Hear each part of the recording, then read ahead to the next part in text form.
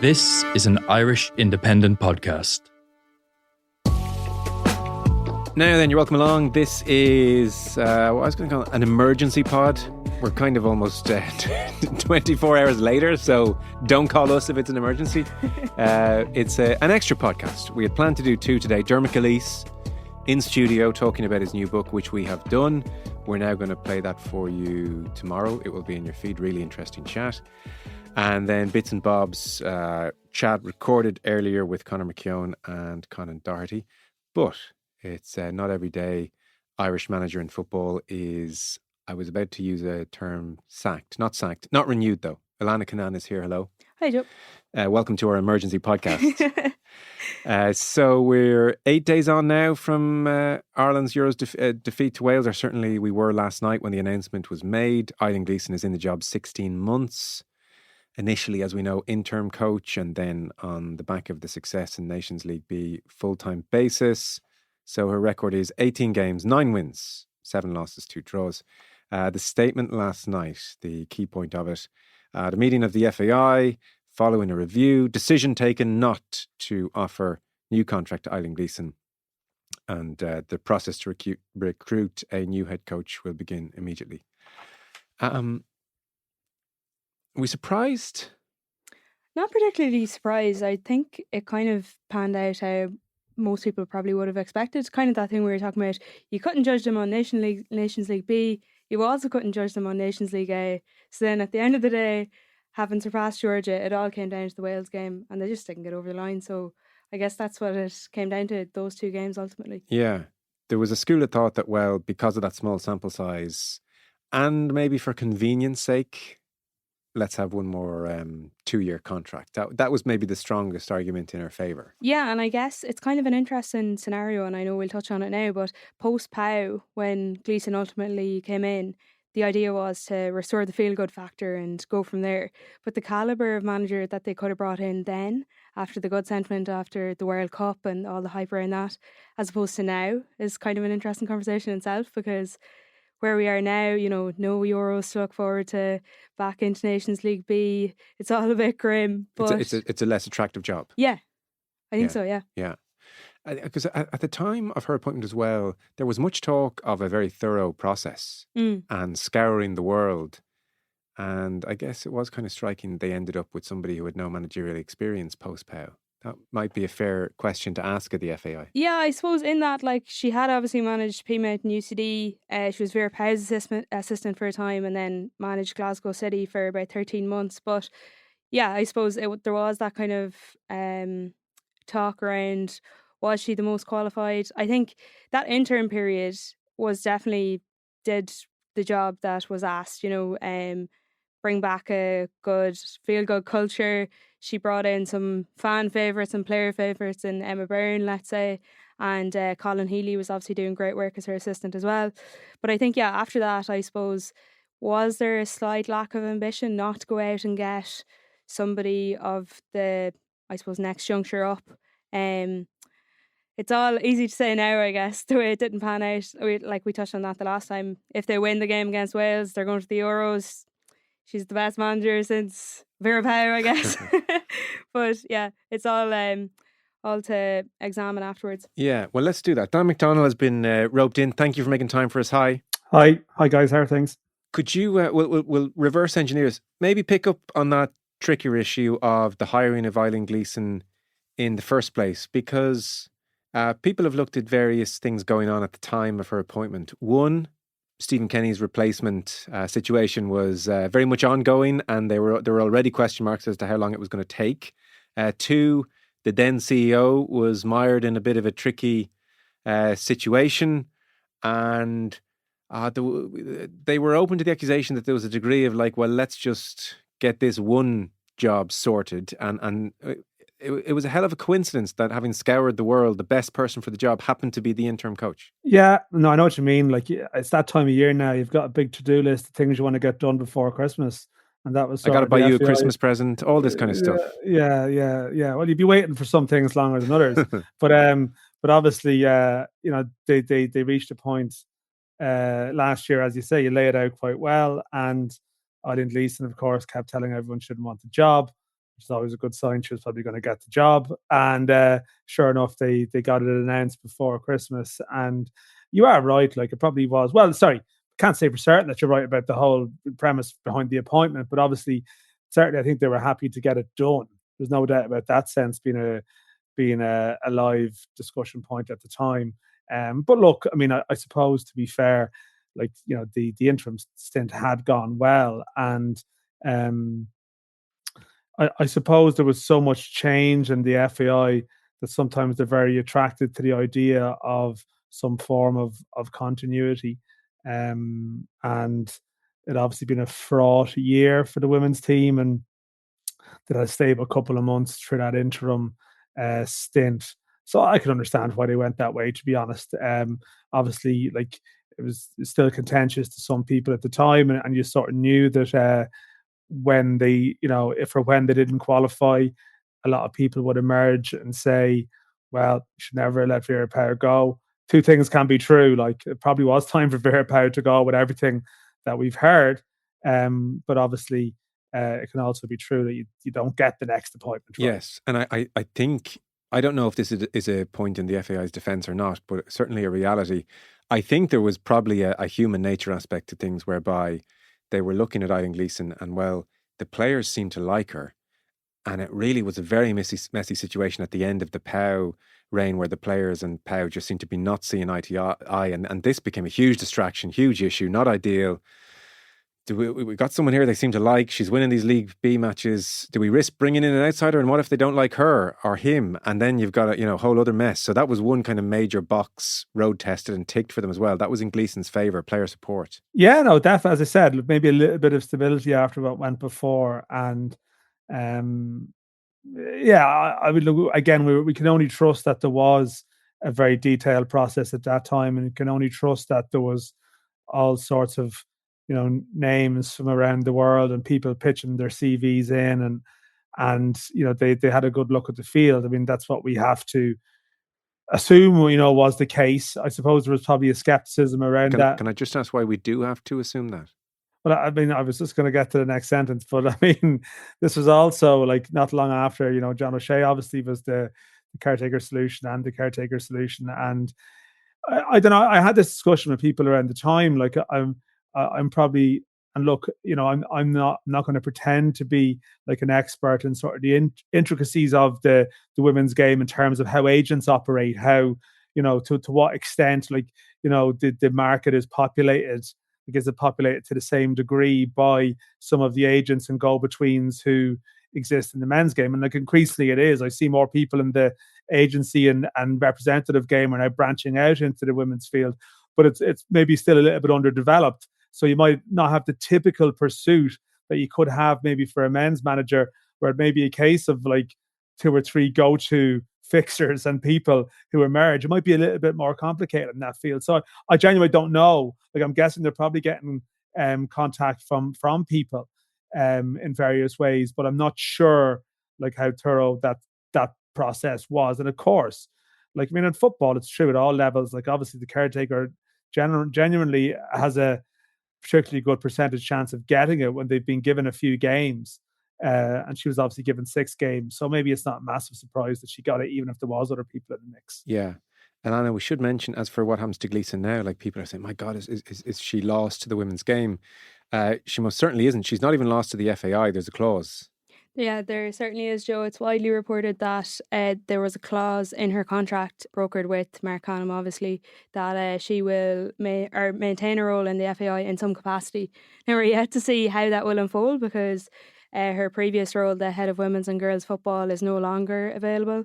So whether that comes about in a way that we ultimately get to see this glorious under-23 setup that's been promised for quite a long time, although hasn't yet officially been confirmed. But if you remember, when the home-based sessions were cut, it was, I suppose, rumoured that the under-23 setup was going to come in. So where she falls in, I'm not quite sure, but it'll be interesting to see. Yeah, it probably further underlines the point, Dan, that her heart was very much in her original role with the FAI, and the fact that, you know, this was brokered, I suspect very much at her request. A degree of job security is quite telling. So she has to go back in there. No early sense on what position she'll take. I presume at this stage within the FAI, we're less than 20 hours on from the news that she's not getting a new contract. No, look, I was reporting this last night, and I was just told that she was definitely staying.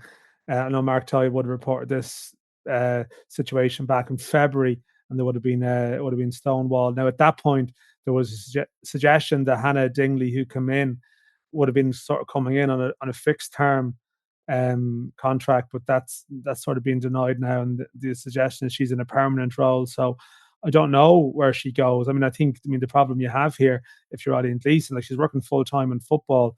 Like, football in Ireland is massively reliant on having to work in the FAI to have a full time job. Like, certainly in the women's game. So, like, you sort of. I don't know that she would have a choice in some respects. Like, once you have that clause that you just need to retain your employment, like, there's a broader picture in the FAI where they probably need to reduce jobs, not add extra ones, but they're going to have to add extra one in this case, because that was part of the deal. And it's true as well. You don't want these people to be lost to the game. Like, I mean, again, there's this sort of idea that she's not experienced because she wasn't like an international manager, but she was a very experienced person within football. So you obviously have to, too often we send people out into the wild, and then wonder why there's a sort of a lack of football knowledge in the building or around certain decision-making tables. No, I think that's very true. I mean, it would be ridiculous to lose her to football just because that Welsh player did score that penalty on that one night. So on what is, I would suspect, a sad day for her, at least, there is very much a future for her within the FAI. So that is important. Any idea on the early favourites for who comes in next? It is different to the men's game, Alanna, where there is just a kind of tried and trusted list, albeit for the last men's job. Not really. We were hearing names we'd never even heard of in some cases, including the man who got the job. But is there any early favourite jumping out in the media or elsewhere? Too early? Yeah, I think too early really to call. Like, there is some shouts. I know Dave Connell, the under-19 manager. You have Tom Elms, who's involved in underage coaching setups as well, and actually was assistant to Vera Pauw. Then you have your people you'd be familiar with in the media, let's say Lisa Fallon, who's currently involved with FIFA. So plenty of names being thrown out there, but no real early indications as to who's in the running. Dan, you're not hearing anything? No, like I'd be surprised if it was sort of anyone of the profile of someone within the game, locally sort of stepping up or from within the FAI. As we know, there's generally a tendency to do the opposite of what you've done before. Yeah, that tends to be the mindset. So I'd imagine you might end up with a sort of a Hamer style left fielder, I would have thought. Yeah, but I've no firm basis to say that, but that would be my suspicion. They've a year to 18 months timeline to hire someone, I would presume. That's what we all need, Joe. That's what we all Does need. the head of women's and girls football now come in on an interim and then go back? I don't know. So that's the breaking news at the moment. Lots of details still to be added. Dan, just before you sign off, there is a Shamrock Rovers game this evening in the Conference League. Most people will be hearing this potentially on a Friday post-game, so we won't dwell on the specifics of the match. But you might just fill us in on Stephen Bradley's comments, what he's talking about and what that means with regard to the wider picture at Rovers. I'm seeing lots of Rovers pieces by yourself included at the moment. Yeah, well, look, this is something I did a lot of this across this time last year. So I did a piece about the club is on fire, which occasionally gets quoted to me by people around Rovers or fans at games. Because they think it was a good article, or is it derogatory when they quote it? I'm not sure. Like, is it derogatory or not? But it's sort of hard for them to maybe take issue with it when we are coming towards another. We are at the point again where people at the different parts of the ownership are circulating statements about the other part of the ownership and sort of casting aspersions on their attentions. Look, this is complex. I'm not going to Sure. It's actually a very hard one to really to give out the complexities of it, and particularly because it's like mired in like claim and counterclaim. But in simple terms, right, Shamrock Rovers is a 50-50 ownership split in Shamrock Rovers. Half of it is owned by the fans. It's a members club whose origins are in the fans group that saved the club in 2005. So that's one half. Yeah. The other half, there's 25% owned by Dermot Desmond and 25% owned by a businessman, Ray Wilson, Australian-based but from Dublin, who was a big part in the saving of the club in 2005 as well. What we have is a bit of friction between the camps now, and effectively on the member fan side, some of the longer serving members who've been there for a long time, they believe, this is their opinion, and they put this around, they believe that the 50% stake they have is in danger of being diluted and leaving them vulnerable to a takeover by the other side or by other private owners, because they would point out that this year, in 2024, the member side put in €800,000 from their own funds, which is collected from, member subscriptions or annual payments, and that the other owners, Wilson and Desmond, didn't put in anything. Wilson and Desmond would counteract and say, well, we have no intention. We are going to, your 50% stake will remain. We didn't believe, at this point, it wasn't necessary to put in shareholder money this year because they've ended up having a very successful run in Europe, which was subsequent to when the money was put in by the member side. Now, I get that this is dense, but there's a lot of personal suspicion, breakdown in trust, and statements flying back and forth.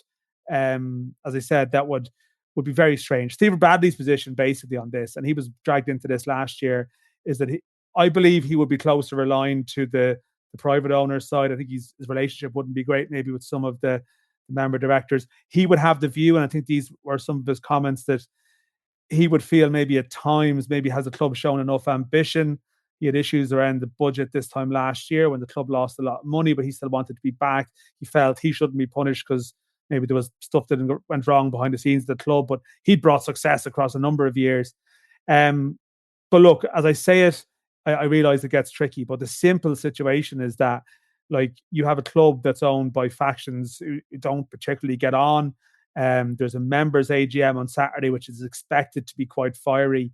And I know that this is coming out, probably a lot of people will probably hear this after the game, but my understanding is certainly, I think even in his programme notes tonight, we may have some comments from Stephen Bradley, which could be, let you know a little bit more where he stands on things. So, whatever happens in the game, they're going to go through to the next round in Europe. They've done really well. They've made a lot of money on the pitch this year, but there's a sort of a pitch battle off the field here, which is going to rumble on. There was one of the stories that came out is that the owners of Bournemouth looked at taking over the club when they were vulnerable in a cash flow situation earlier this year. Now, that didn't happen for a number of reasons, not least the fact they couldn't own more than 30%. That wasn't of interest to them. But it's a complicated pitch there. And as I said to someone yesterday, the club, it may not be on fire, but there's still a few flames burning away in the background. And I don't see them going away in the short term. Okay.